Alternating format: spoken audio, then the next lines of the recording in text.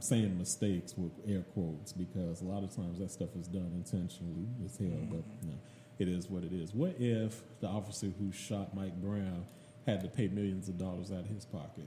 His family would be ruined for a generation, possibly forever, financially. And it would make a lot of these corrupt cops, they would make them think twice. Because here's the reality of it. There are a lot of good police officers out there, and a lot of times because of the environment that they're in and because of the unions and things of that nature, they can't really speak out against a lot of these injustices that go on because it can affect them from a professional standpoint. They always talk about the thin blue line, and all cops stick together, behind that line. But there are a lot of good cops who have to kind of sit there and be quiet while they see a lot of bad things go on. And it affects them, and it's not fair to them. But if we had a system that said, you know what, if you're a corrupt cop, if you kill somebody, if you do this, you hurt somebody, and you're found liable in court, that money is coming out of your pocket. Man, your pension is gone. Your personal assets are gone. You're going to be bankrupt. That would actually do a lot more to help curb a lot of this bullshit that's going on right now. And people don't really think of it like that because a lot of times people don't even think that was possible. And I think if we start the conversation, we actually get people thinking about it, that could possibly help lead to meaningful change because it's not like a lot of these corrupt officers are just going to all of a sudden act right just because they go through bias training or anything like that. But if they know that they could lose everything they got, they're going to think twice before they do something stupid like what they did with the young man that plays for the Bucks. So I think that's one avenue to look at. Now, I do say that there's unintended consequence behind that because a lot of times the government indemnifies all of their public employees. So this could affect people who work for the city in a number of capacities. This could affect EMS. It can affect a lot of different areas unintentionally. But I think, if we can start having a conversation and say, how can we hold them individually liable, then that people will start saying, okay, maybe I shouldn't be doing what it is that I'm doing. So that's just something I'm kind of throwing out there. I'm still learning more and more about it, but having talked to that lawyer about it and the fact that was even a possibility and the fact that has never come up, it makes me think, hey, maybe this is a conversation that's worth having, and maybe if it got on a bigger platform and we had people that could actually speak about it, I think you would start to see some attitudes change. A lot of good points. You just educated me on some shit I didn't know about, and first time hearing as well. But I mean, what do we do to ensure that we keep our focus on doing so?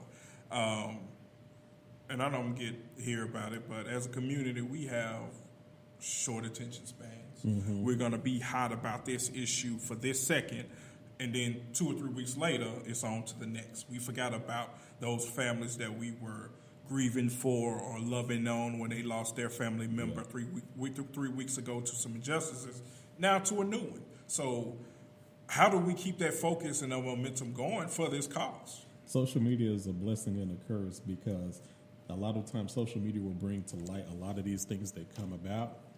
But because things change so fast in the world, as soon as there's a new story out, we automatically forget about what happened. Yeah. You look at the shootings that happened earlier, and now you look at the fact, hey, there's a new school shooting that happened in Indiana just today already. Today? Yeah. Yes. Today. Are you serious? Yes. Mm-hmm. And I honestly haven't been tuned into the news today, so again, this is new to me. It was a high school shooting in Indiana. I don't even know if it was high school. I want to say it was middle school. Yeah, because I just heard about it literally an hour before we came on the air tonight, and I'm just like, wow, already. So we haven't even got done mourning the hundreds of other folks who have been shot, and here we go with something new, and it's almost kind of like it's almost a copycat. You see copycat syndrome a lot. Well, I'm going to do this, or I'm going to do this, and I'm going to get famous because I did this, and I know nothing's going to happen to me because I'm typically going to be a misunderstood white kid, and it's kind of funny too. Speaking of that. it's funny how we view criminals in this society. You know, the kid that shot all of those kids, you know, he was rejected by this young lady. I guess on multiple occasions. You mean the most? Well, I can't say the most recent. You just told me Indiana, Yeah. but the Santa Fe shooting. Santa Fe. I mean, you know, he got rejected by a girl, and I guess it was on multiple occasions. So instead of just taking the L and moving on, he says he's going to kill her and kill a whole bunch of other people for no other reason other than his feelings were hurt. And I was listening to his dad trying to sit there and justify, and basically his dad tried to present his son as a victim. And I just really wanted to tell him, shut the fuck up, because that's a big part of what's going on. That's a big reason why this stuff continues to happen. We coddle these kids, we coddle these white kids, you know. We coddle them, you know, we say, oh, it's mental illness, or, oh, something didn't go right for him, wah. But a lot of times, black kids are never given that benefit of the doubt. Mike Brown, Tamir Rice, and man, hell, Trayvon. No, we're never given the benefit of the doubt. You know, we're automatically assumed to be guilty for no other reason than, oh, well, he looks guilty, he's black. You know, he must have done it, he deserved it. You know, you see those comments. But a lot of times these school shooters, they're almost always male, they're almost always white, and they almost always have a built-in excuse, either from the media or from their friends and family. And, you know, and it's sad, too, because once other kids who feel the same way as those other ones start looking at this, they'll say, oh, well, I know nothing will happen to me. I'm going to do the same thing, you know. It sucks. I really hate it. And the way that we view criminals in this society and the way that we treat people, and even just the way that we've kind of mismanaged the whole conversation around mental illness, it's just screwed up so many things, you know. This isn't mental illness.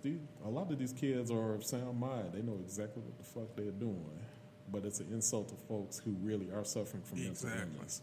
Yeah, it's bullshit is what it is. But the cycle continues. And unfortunately, now we've got another shooting today.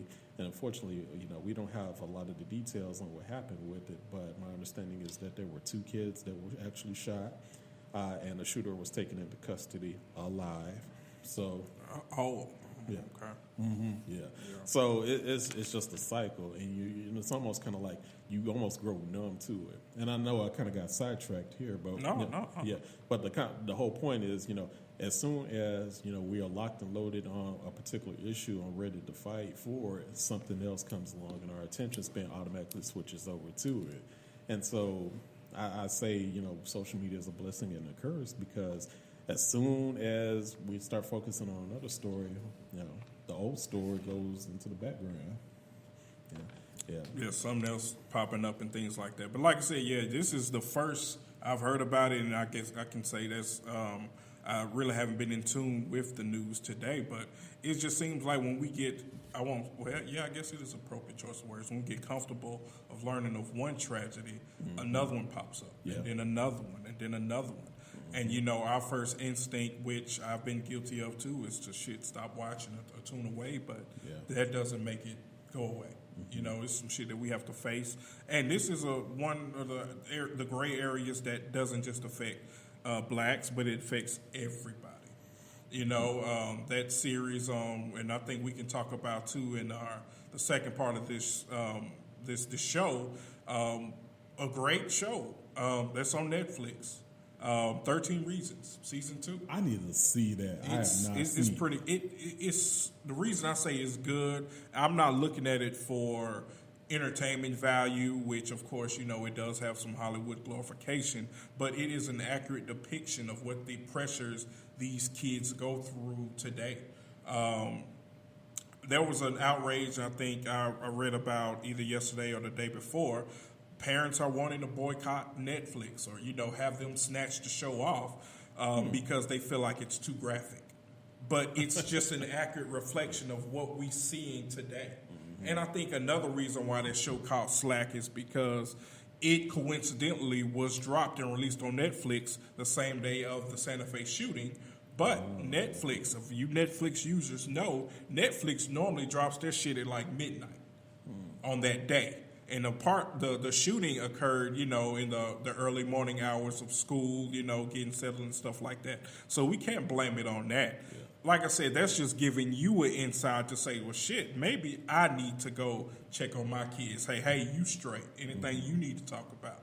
Let's do this. Let's do that. Instead of finding other avenues to blame of what's going on. But like I said, we definitely can talk about that and tackle it more in the second part of the show. It's still a lot to unpack.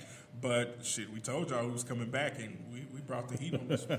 Sure the hell did, man. And I'll be honest with you, when we go into the next episode and we start talking about some of this, I'm going to be really curious to see, what can we do just as people to kind of change the way that we look at all of this.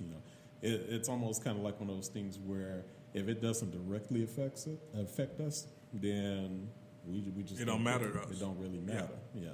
It's sad, but we're gonna find a way. You know what? I mean, yeah, we can have thoughts and prayers, and we can try to pray things away. And prayer is all good, but we have to get to a point where we have to start taking action behind this. We have to start getting involved. We have to start caring about somebody other than ourselves. And you know what? Yeah, I don't think we're at that point yet, and it's unfortunate. But we'll see what happens here on the next episode. So we're gonna ride out with this one, and we will see you when we see you. Take us to church. Peace.